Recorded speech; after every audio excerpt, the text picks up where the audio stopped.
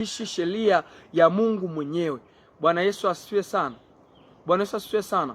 Kumbe kanuni za kimungu zinategemeana na Mungu mwenyewe ameagiza mtu aishi namna gani katika ulimwengu. Kumbe kutembea kwa Mungu ndani ya maisha ya mtu inatokana na jinsi anavyoziishi kanuni za Mungu mwenyewe. Bwana Yesu asifiwe sana.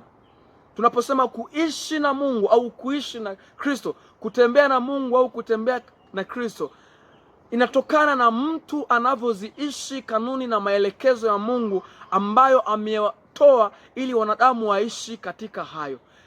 Katika ulimwengu wa sasa kuna mambo mengi ambayo yamekuwa tatizo.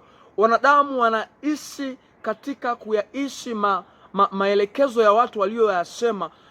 Wanatamani kuishi na Mungu ni ndio, lakini kosa ambalo tunalifanya ni kuyaishi maelekezo ya watu na sio maelekezo ya Mungu. Bwana Yesu asifiwe sana. Kutembea na Mungu katikati ya maisha ya watu, yani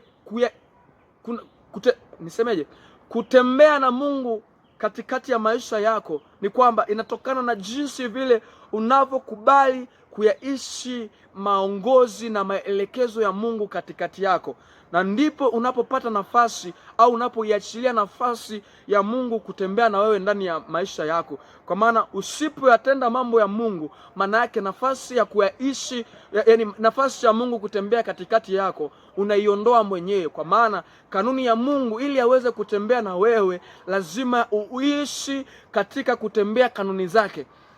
Yoshua anajiuliza baada ya mtumishi wa Mungu Musa kufariki, atatembeaje? Yani ataongozaje wale watu? Anaogopa, lakini Bwana anamwambia kwamba usiogope, kwa maana mimi Bwana Mungu wako nitakuwa pamoja na wewe. Kama vile nilivyomuongoza mtumishi wangu Musa, vile vile nitakuongoza na wewe. Lakini angalia anachokisema, anakwambia kumbuka kutenda sawasawa na sheria au na torati niliyomwagiza mtumishi wangu Musa. Neno hili la